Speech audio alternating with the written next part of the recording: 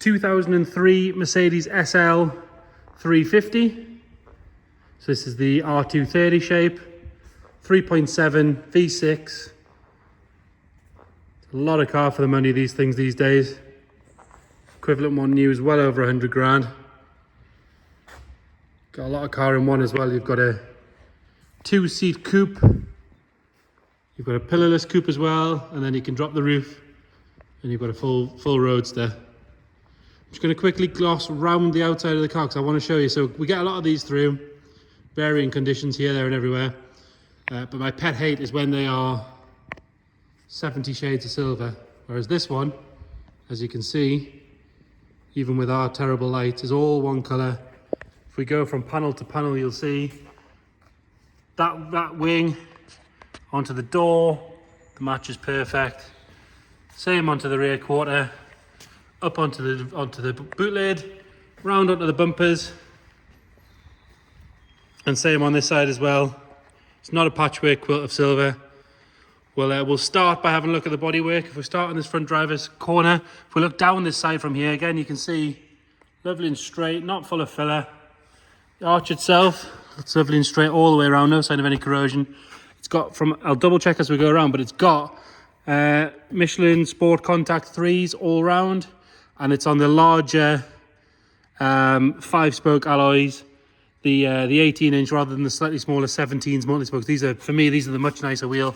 That one, lovely and clean all the way around. Nice and tidy inside that arch. Coming down this side of the car, both jack and point covers are still there. Nice and clean along that sill, as you can see. No sign of any real wear or marks or anything on the driver's side. Nice and tidy all the way along. Clean around the wing mirror. One little stone chip coming up the pillar there. Another little one just there, as you'd expect. Other than that, all good coming along this section of the roof. The roof itself is lovely and tidy, as is the front where the windscreen meets the roof. There is one small stone chip just there, but I am being particularly picky. Glass is nice and clear. It's not sort of covered in scratches or anything like that. Nice and tidy coming down this rear quarter. Solid all the way around on this arch. Could do with a little bit of a clean on the inside there, as you can see, but it is nice and solid all the way around. It's not bubbling up in the bottoms like the 10-2, which is not nice. This is all good, as you can see. Another good wheel with a Continental tyre. Coming round onto the back, both rear tail lights. Nice and bright and clean, as is the third brake light. They're not cracked with any moisture in them or anything. The exhaust sit nice and straight.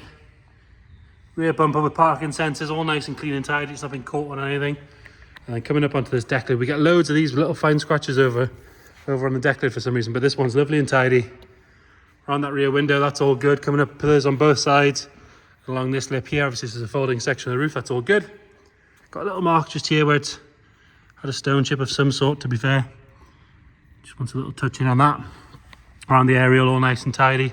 And again, if we look down this side, nice and straight, not full of filler. Nice and sharp all the way around the inside of that arch. Got a tiny little bit of corrosion just there that wants a good clean off. Just a little, it's actually a stone chip that looks like it's bubbled up ever so slightly, so that one's cleaned off and sorting. Another good wheel and tyre, another Continental. Nice and tidy coming down this passenger side. Again, the sill, it's all good, all the jacking covers and everything are there. Doors haven't been opened on anything or bashed. All nice and clean along there. Even this trim's nice. Normally that goes quite milky and horrible. That's all good. Another little stone chip just coming up that A-pillar. Again, like I say, they're quite easy to touch in. They're just from motorway driving, I'm guessing. Nice and clean along the top of the roof. And then coming around on the front, lovely and tidy all the way around that arch. Another good wheel and Continental tyre. So you've got Continental Sport Contacts all the way around. Good quality tyre. As with every early 2000s, late 90s make, the headlights could do with a bit of a polish. You can feel when you can probably hear that on the camera. Get one of those little headlight restorer kits from Halfords. It does a really good job. A couple of little stone chips here and there, but nothing major. No sign of any sort of cracks. It's not been rammed into anything. Fog lights are good down the bottom there, not milky. And the lower half of the bumper, it's not been rammed up any curves or anything like that. Bonnet is lovely and straight. It's not full of any ripples or dents. Couple of little stone chips. Got one there, another one there, but you're going to expect that. Other than that, nice and tidy. Now to show you the interior, we're going to skip ahead because I'm going to start the car.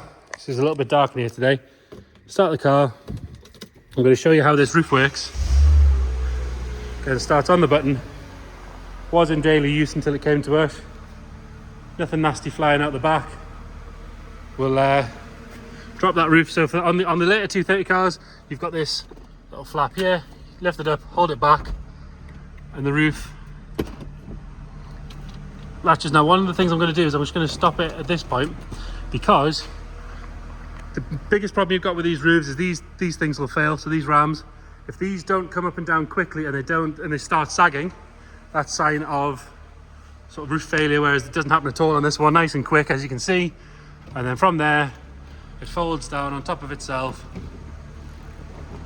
and then that rear section comes back down and becomes your boot lid again. We'll drop the windows as well. So interior wise, rather than the light grey, it's got a very dark grey with a black accents. Lovely and clean on that door card, as is all this door shut. It's got memory seats, heated seats, obviously electric windows, cruise control, air conditioning, it's dual zone air conditioning, CD player with aux, auto headlights, headlight washers, all that sort of stuff. And then if we look at this driver's seat, like I say, it's the dark leather, not the light leather, which is quite common.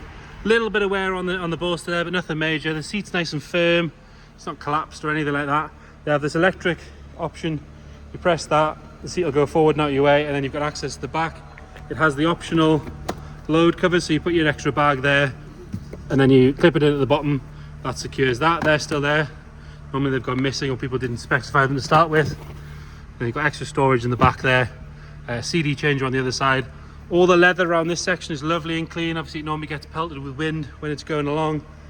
You have your rollover bar, which you can choose to put it manually yourself if you want with the button, so it goes up and down quite happily. And it does have a genuine Merc wind deflector in the boot with a cover. Can't remember the last time I saw one in the boot with a cover. It's normally on there with about 10 holes in it. So the rest of that door shut, all nice and tidy. 110,000 miles on this one. Coming around on the other side. Again, door shut nice and clean. All this door is nice and tidy. There's no real sort of sun fade on any of the flat surfaces where you'd expect it to be. It's all good. Passenger side, lovely and clean. You've got a little snag there where it's caught the belt at some point. It hasn't broken the leather, it's just put a little mark in it. Nice and clean on the bottom half. Carpet set's nice and dark, and it's got genuine Merc mats, which look like they've been down from new, because the carpet underneath is lovely and clean. This side of the dash, all nice and tidy.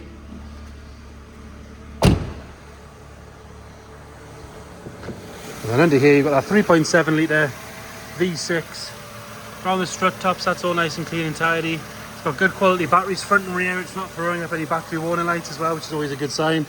Like I say, it was being daily used when it came to us. We'll pop that roof back up. So again, just the opposite. You press and hold that button, it'll release the rear clam. Up comes the roof. It's nice and smooth on this one, no funny noises, nice and quick. And again, like I say, those flaps there, fast, they're not hanging down in any of the wrong spots. Dead easy, and then it'll return the windows, off you go. Tell you your hard top's closed on the screen. Knock that off. So there you go. 2003 Mercedes SL350. Like I say, a really proper car for the money. Can't see what else you'd use to compete with this for this sort of price. If you've got any questions, please get in touch. If you check the description, we'll detail service history, MOT, mileage, ownership, all that sort of stuff. But if you've got any more questions or you want any more information on top of that, just get in touch. We'll happily go through it with you. You can come and view the car anytime you want. We're open for viewings here every day, apart from Sundays. If you want to do a Sunday, give us a shout. I'm sure we can make it work. Or if you can't get to the car, we can do video calls, send you more photos or videos, or answer any other questions that you might have. Thank you very much.